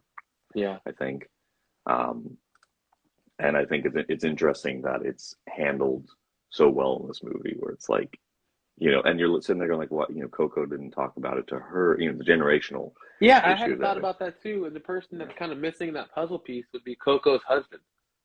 They don't ever bring him up at all. And I feel like that's kind of a hole that they leave there so they can have other holes. Yeah. I think, like, it would have, it would have probably complicated the story or something like that. Yeah, it bundled it up a little bit. Yeah. And maybe that was part of the curse. Is that the women keep on being left? Who knows? Maybe that was something they talked about, but they decided not to actually bring up. It was just something that's just in the background, like Andy not having a father. You know, that kind of a thing. And what I love about this is that it gives this right here. It's so rare do we see a father's love portrayed in movies. It's so often that we see a mother's love or the lack of a father. You know, or the aloofness of a father. You know, which we see in this, but man, like, this is one of the first times where, like, a father's love is really portrayed in a way that's so carefully put together. It shows the desperation in the cling to family, you know, that a father carries. Because he was giving up. When you look at what Ernesto de la Cruz became, that's what he was walking away from to go to Coco when he died. He was walking away from a lifetime of fame to go hug his daughter one last time. I'm going to cry. Dude, that's such a beautiful sentiment, man. You know, like when he tells, we're getting ahead. Yeah, so anyways, goofy entrance to the party. I think what was good about the talent show, I think what was really good about the talent show scene is that he doesn't win, which makes sense. That band was amazing. Yes, they were. But I think Bronco, essentially. Yeah, I think the kind of the flip side of what we were talking about before, though, that was interesting is at the talent show in The Living, no one wanted to help him because no one Yes. saw his talent. And like you said, at this He talent had show, no they see value. his talent Yes. and they get him in and they stuff him into a tuba or a guitar case. Which What was it it? was a tuba. It was a tuba. Which I mean, in Mhm. a goofy movie, it is a guitar case. But I just was watching. I was like, dude, this is No, so yeah, good. What is he gonna do? Is he gonna do the greatest cast right now? Whatever it is, you balls. know. The perfect cast, It's the so whole good. thing. Oh man, or the perfect cast. So Yeah, I love he gets into the party, which, as you mentioned, is grandiose. It's the Great Gatsby, essentially. It's this yeah, whole like Art moment where you Deco. realize the whole world revolves around this person in the world they've created, Mhm. and it's it's about to take a turn, like we're about to Yeah, like buckle up because this roller coaster we've been on that's done all these things, it's about to start click, click, click, click, click, click, and right and the back lights into the go path out, again. and then lights Oh go my out, and the God. seat supports open up, and they take a tight turn and say, "Hold on, You hear time to Samuel die." Jackson with a cigarette in his mouth saying, "Hold on to your butts." No, no, it's all right, son. Time for murdering. Yeah, man. And so I'm all in for Happy at this point. Like I'm pumped because this kid, we got the DJ who record skips. He starts, oh God. I think that needs to be our. I think that needs to be some merch. Sorry. Good time murdering. Oh, I Come on, forgot. son. Get the rock. We're gonna. The Good Dinosaur. We talk about how dark this movie is. The Good At dinosaur. Dinosaur was a lot darker with a lot less payoff. The good at murdering dinosaur. Now that's a T-shirt. All right, man. All right, all right. So as I'm saying, I'm all in for the Happy. He's playing a song to his grandfather right now, and his grandfather's hearing him for the first time. And we now know the talent that he carries. We've seen it portrayed twice now, and he doesn't have the same stage fright anymore. So he comes out swinging. What is it?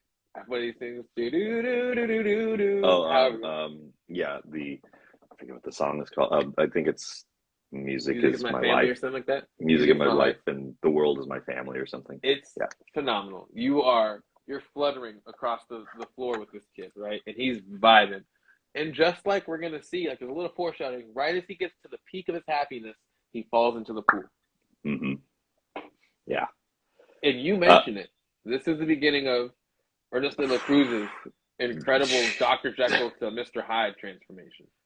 that whole there is you're watching it and it's like, oh yeah, and it's like I thought it was funny too, where he's like, I have a grandson. Oh, I have a grandson, and it's like, oh yeah, he's a famous musician. This could happen. Da, da, da, da, da, all this stuff could happen. Like, fine, you're buying into it. Sure, yeah. Like, oh, that was kind of weird, but okay. Like, you'd think he'd know, but fine, Mm-hmm. fine, fine. We'll go along with it. And he's showing the kid off, and you said, "No, that's fun," And then like we watch it again now, and you're like, "Oh man, there's this devious underlayer." But I think what's interesting is that I think at no point De La Cruz thought that there was that connection to Hector, and No, there was at and no point. It's masterful in the sense that Ernesto La Cruz didn't think he left any stone like unturned. He thought he locked all the doors to this past. He thought that yeah, he thought he was safe and secure up on his hill, as they say. yeah, To and the point of he genuinely has, besides that moment, he's leaned into being a good person. yeah, So much so that he believes he's a good person. He jumped in to save Miguel without even thinking twice. We've spoken a lot about this, and it happens again. This is another moment where if you don't have enough value in a crowd full of people, everyone's not going to jump to help you. It wasn't 10 mm-hmm, people jumping into that pool to save Miguel. It was just Ernesto de la Cruz, yeah, and it was and because he saw value in Miguel. mob mentality kind of thing, and it just Mm-hmm. it was, and I should have taken better notes. But I Mm-hmm. will say, I put it at the bottom of my notes where it was just like, after a certain point in watching this movie, I was just like, I need to stop taking notes. I just need to watch this thing and enjoy Yes, it. yes. And I think that happens a lot with Pixar films, but definitely in this one. And there's this moment, and I don't know what it is technically called. I guess we could just call it the heel turn. There is a moment where he's talking to Miguel, and as soon as he puts two and two together that his status is threatened, you see his expression go from like a warm smile to just this like not even a Kubrick stare, but it's just like his eyes widen, and you're like, oh, oh, that Mm-hmm. was a mistake. That's what I'm And talking about too, Marco, with the of there's so many different models they use on faces in this. They're mhm, able to give us the slightest change. The mhm, slightest. It wasn't a huge expression that he gave, but it was just enough to where, just like in real life, when someone's lying to you and they have a small tell, you can see it. You can see mhm, when someone takes a deep breath when they probably shouldn't. You know what I yeah. mean? And that's exactly what happened there. And he just like it's chilling. It's a very well performed and animated, hand in hand, perfectly Well, done. between And that and the flashbacks that they have that goes through that right there, mhm, it all connects to so many different parts of the movie you've seen already. It's like, no, look, just like in the movie, and you're like, we watched this in the yeah, very beginning of the whole thing. He was a good person. yeah, and you're Oh, like, oh no, like it's and like the concept of like there's so many levels yeah, of dude. his evil. Can I say that? Like because he Yeah, went from like well like I made the joke in the notes where I'm like, who carries poison around? Who carries yeah. poison around to literally just like boop? But that aside, like the fact that he's like, well, this is my dream. I guess I just have like that is his rational thought. I guess I gotta poison you and steal your stuff and do and It's do the my only thing he thing. knows Like how to do. It's as he said, yeah, he has to do anything to achieve 0 to 60. his dreams. Yeah. And he means that. And that conviction is something that's almost admired by most. But when you see what he does, it's terrible. And it leads us into Yeah. this pit of darkness where the two of them are able to just reach epiphany after epiphany after epiphany. And this is the moment where in these other movies, I keep on bringing up the good dinosaur Finding Dory, where they finally get really good. But this hmm one's been good the whole way through. And when hmm you get right here to this huge payoff, and I'm telling you, my whole body just takes this huge exhale when Coco is related to him, which means that he's related to Coco, which means that he's related to Hector, which means Hector's actually Mama Imelda, which means he's the hmm guy from the picture, which Yep. means that he's not related to a murderer, which means there's a reason why he loves music so much, which is the reason why he And loves his family so much, and they can both coincide, and family is number one. It does mean more than music, but he should be yeah, able to express it. His family should support him. And all these shooting stars and comets are hitting back and forth, and as they're hitting the surface, Dante comes out to save the yeah. day. That scene I think is just so well done because I don't know if I mean okay, I always say like things from I as if I'm the only person that experienced like this, but I was like the way that that scene is done is so great because it's just this universal feeling of like if you were in that situation with your let's say like pull the murder and telenovela soap opera stuff out of it. If it was just Mm-hmm. you meeting somebody who you've never met from your family from how many eons ago, there would be this like commonality. There would have to be. Like I know Yeah. that there's a romantic side to that thought process, but like God, like I just the way it's done, it's like you Dude, get it, you understand, you would feel that. I it's think. flying, and it's flying so fast, but you've already bought into each character so much, you get it. You know what I mean? Yeah, Like, it feels yeah, like you're in, like, season 5 of Game of Thrones buying into everybody. yeah. Like, for real. Like, everyone makes so much. At this point, you freaking love Hector. You love hmm him. What was taken from him was a tragedy. This movie Yeah, becomes the tragedy of Hector. And yeah, at that moment, you also feel bad still for Mama Imelda because she had to raise Coco by herself in a hmm world where she thought her husband left her when hmm he didn't.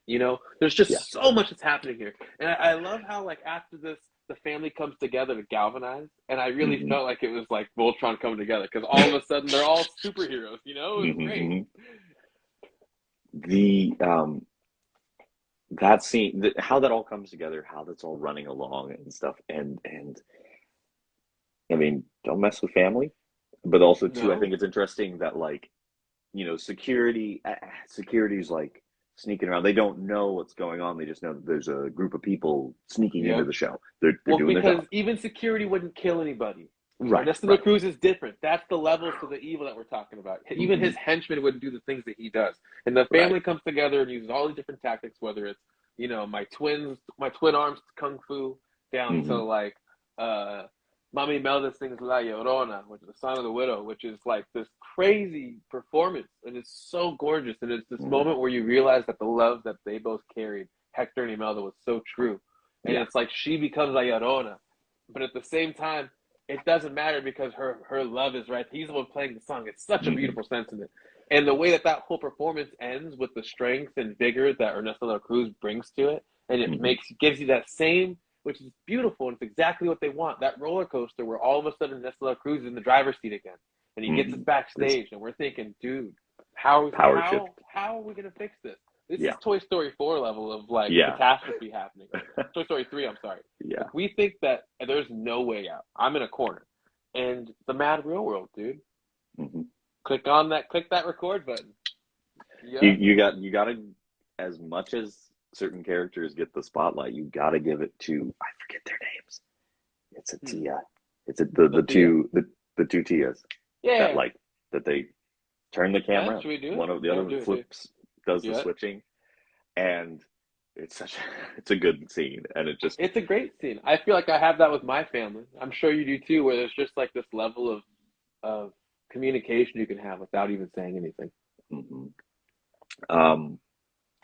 I think before we get into this final tearjerker, I want to take a slight detour to one of our favorite pit stops. We're going to go to the power scale. I'm going to throw into. Wait, I'm gonna pause for effect. Pepita. Let's talk about Pepita because I'm saying it. Of all of the Alebrije that are in the movie, I feel like Pepita is ginormous. And I don't know, and I would say I want to chalk it up to the strength of Imelda's spirit. Yes. That's all I don't think there's any more to it. Which is pretty strong. Generationally, they're still following her lead. I got a lot of stuff on here for her. Pepita flies, has super strength, super speed, cat-like reflexes, and I meant that. Like, I really wanted to put that in there. When Miguel is thrown from that tower, he is caught at the very last moment, right? Yeah. That means terminal velocity has most likely been reached, which means he basically still splats, but he's caught by a cat, and a cat can fall from very large places and land on their feet gracefully. They move gracefully as though there is no such thing as inertia or terminal velocity. And so for it to be able to save Miguel's life like that proves another point of what kind of power that it carries. It kind of reminds me of like creatures from like The Good Dinosaur. I'm sorry, of the pet collector from The Good Dinosaur, in that he was able to take on certain, not characteristics, but take on different creatures as his own, as long as he could name them and claim dominion over them. And this one is, they said they've told us outside of the movie that all of the Alebrije, for the most part, are taken from different pieces of different animals and things that have been in Pixar movies before.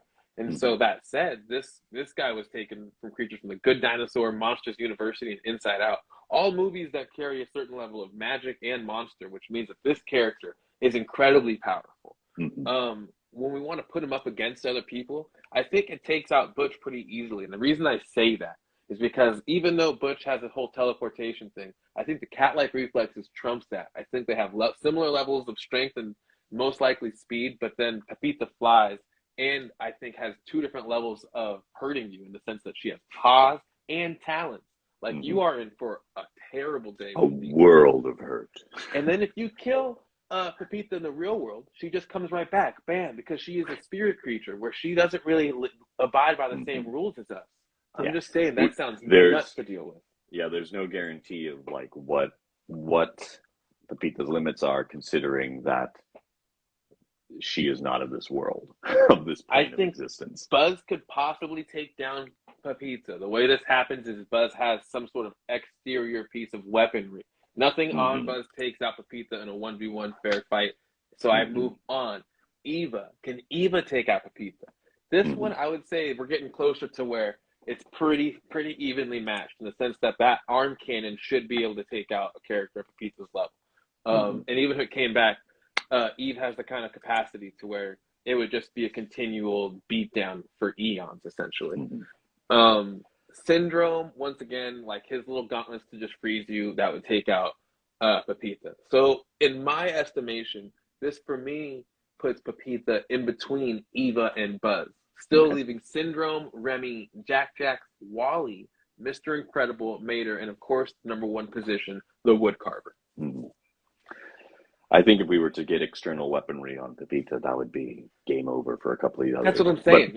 I want to make the argument for Buzz because he lives in a universe where he probably could utilize things around him to where he probably could use space technology to beat up Pepita. But does he have Eve just pulls her hand out and boom, the laser on Buzz Lightyear's arm, we don't think does that. We'll have more information when we see Lightyear at the same time. Yeah. You never know. You know what I mean? He might get a Boba Fett rocket on his back or something. Mm-hmm. The other character we have is Dante, and Dante is a Xolo Cinquitli, also known as a Xolo. What's so cool about him is that he's the first creature we realize that these Alebrijes can move from plane of existence, in the sense they can go to the world of the undead as well, and that's where we see Dante move from both almost identically, which is kind of a trip for him. And then you see Pepita, who goes back. But I wonder, is it because Pepita's new at this, she doesn't keep her form? Or is it because it's just, you know what I'm saying, because she's so mythical? I would say the mythical, yeah. You know what I'm saying? Because Dante goes over there, he sprouts wings when he gets over there. He becomes more mythical. She becomes less. So I just wonder where if later on, if she gets better at this whole process, she'll become a panther or an eagle of her choice of whatever one she wants. You know what I mean? Which would add to her level of power again. Yeah, if she could transform. Yeah, I'm not sure. That's an interesting thought to that. Yeah. I mean, other honorable mentions, Marco, we have on here would still be the Hank and Bailey super team. If you can get Hank and Bailey together with the ultra sonar and the ability to get into anything that's like an inch wide hole that the octopus has, along with his mimic capabilities, he should be up there. The pet collector still got there. I wrote down Miss Fritter. Miss Fritter's there. I don't know, man. She's kind of a long shot. Yeah, we'll see. Yeah. So we get to the conclusion. Dude, I don't want to talk about it. We can keep it quick. You want to just not talk about the sad part? We just pretend like it. No, we got to do it. You're right. We got to do it. We're going in. We're going in. Oh man, I'm gonna put my therapist glasses on. I know. I gotta find all right. So I gotta let me pull out the pad. All right. So what happens next is probably.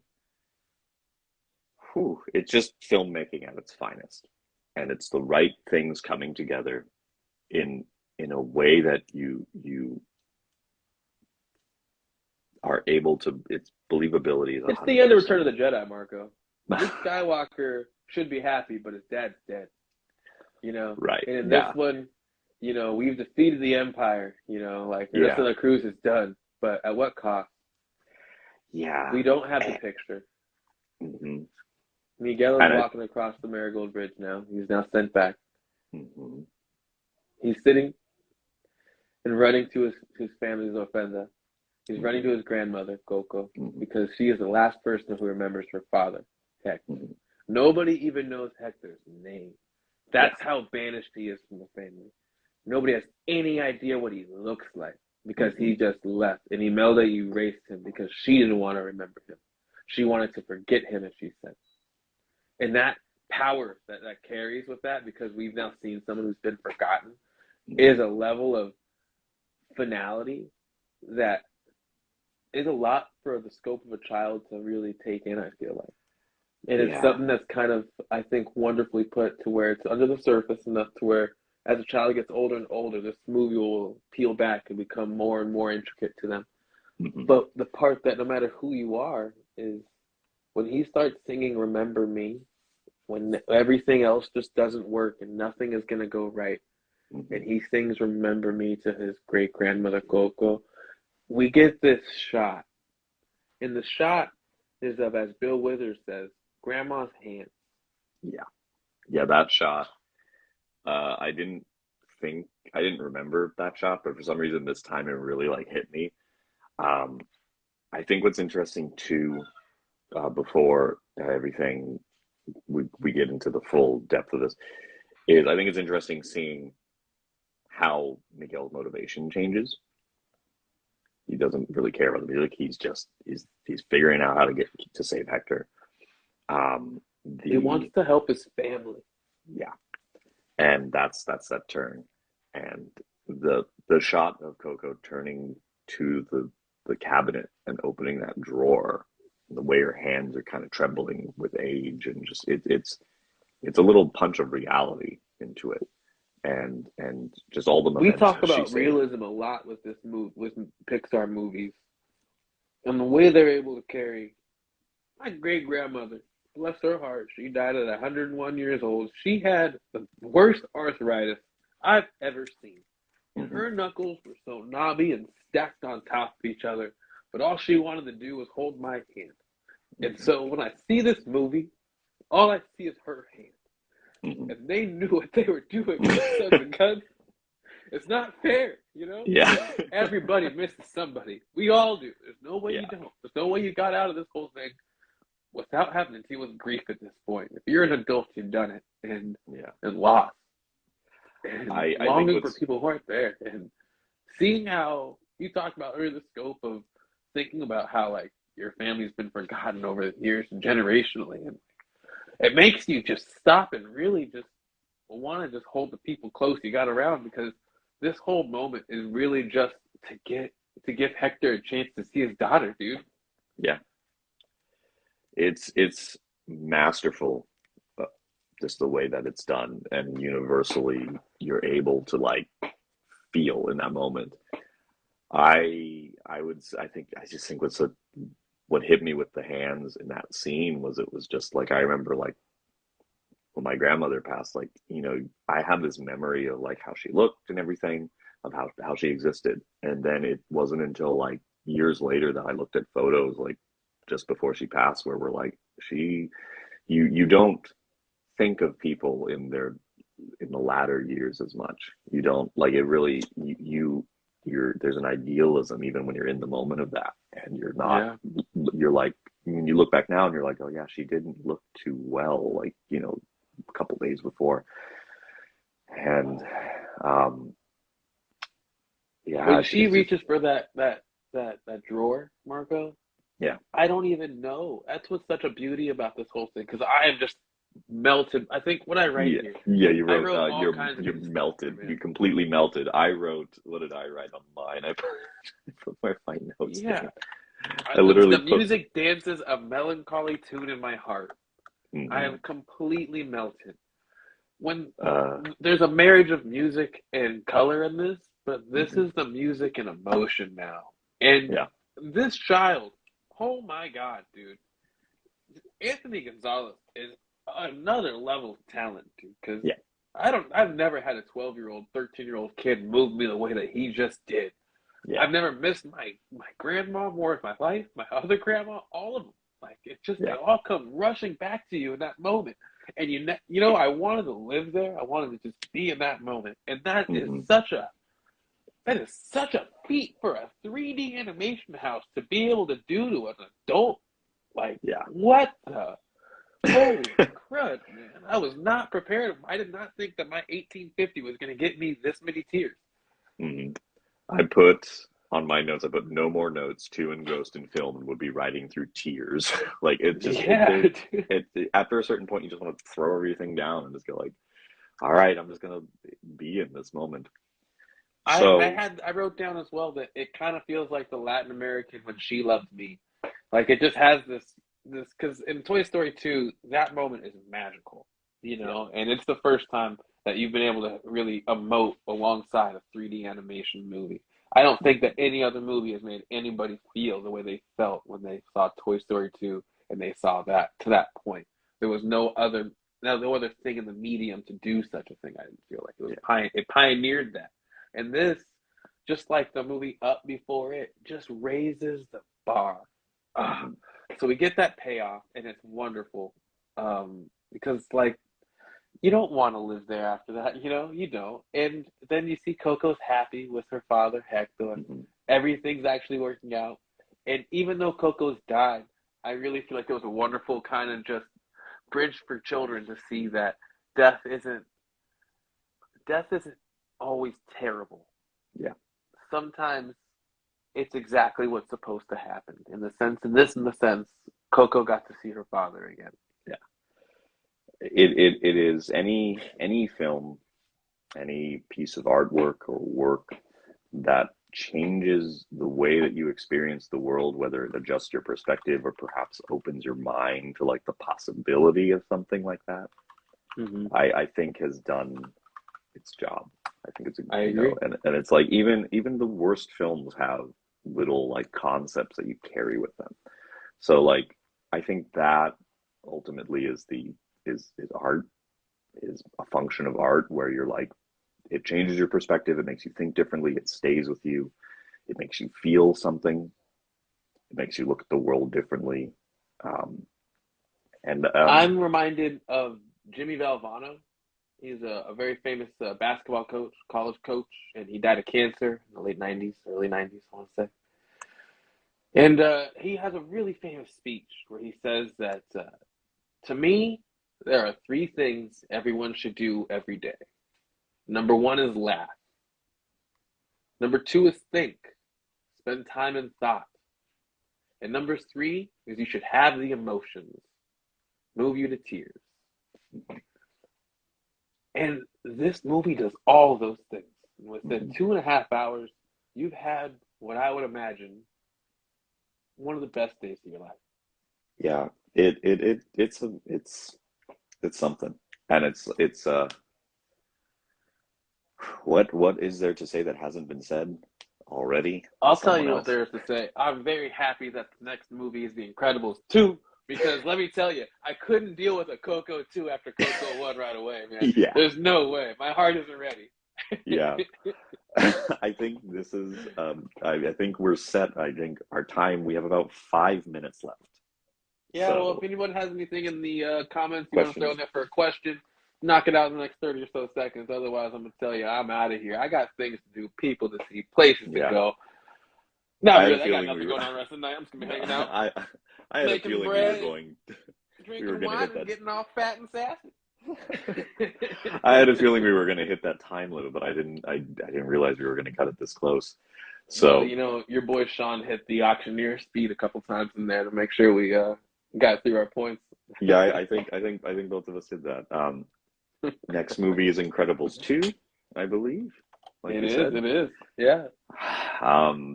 Fastly approaching, as you say. We will be talking about in the future. Keep your eyes peeled on the Pizza Planet or myself or Marco's Instagrams. We'll be putting out polls continuously, just trying to figure out what content you guys want from us next as we reach the end of the Pixar series, whether it be albums, deep dives in movies, directors. We do have a couple thoughts, possibly the Muppets. Who knows? Yeah, I can drop like the 2 that I think are kind of front runners right now. We can talk about that like really briefly right before we go. Yeah. We're trying to keep it where it's like kind of adjacent to like Pizza Planet and stuff in that like it's either animated or it's like Disney or whatever, like kind of within that same universe. And I think the front runners right now are watching all the Muppet films, specifically the theatrical films, of which there's only like 10, which is surprising. Or, Sean, you haven't seen that many Don Bluth films? Yes. And there's a finite amount of Don Bluth films, which I think would be really interesting. And I think we've shown in the past that seeing movies for the first time is a very fun experience. To talk about. I mean, I've seen a lot of them. I shouldn't say that. I have seen a lot of them. I wasn't aware that they were all Don Bluth when I watched them. Put it that way. Like, I'll tell you which ones I haven't seen. I haven't seen Rockadoodle. I haven't seen Bartok. I haven't seen The Pebble and the Penguin. The Troll in Central Park. I don't know. I feel like I have, but I can't remember. But I have seen American Tail, Dogs to Heaven, Land Before Time, Anastasia, Secret of NIMH, Thumbelina, Titan A.E. I've seen a lot of them. I think if we don't ultimately go with watching Don Bluth films again, I think we need to do a special edition episode of you just seeing Rockadoodle. I think we just need to do a live. My girlfriend said the same thing. Ooh, Rockadoodle is just this. It's camp. It's goofy. It's crazy. Yeah, I think that might be the way we have to go. Otherwise, we can either do that or we could do like one of us will pick an obscure animated film, because I feel like if you haven't seen Cats Don't Dance, Sean, we need to watch that. Okay. We got homework. So we got some stuff to look into. thank you for tuning in, everyone. Be sure to check out our website, just pizzaplanetruck.com. We've got a lot of stuff planned this year. Um, we've talked about a little bit of it. We're not going to tell you everything because life is better with surprises. And see you next week. Thank you. Peace, love, Thank and you for pizza, tuning in. y'all.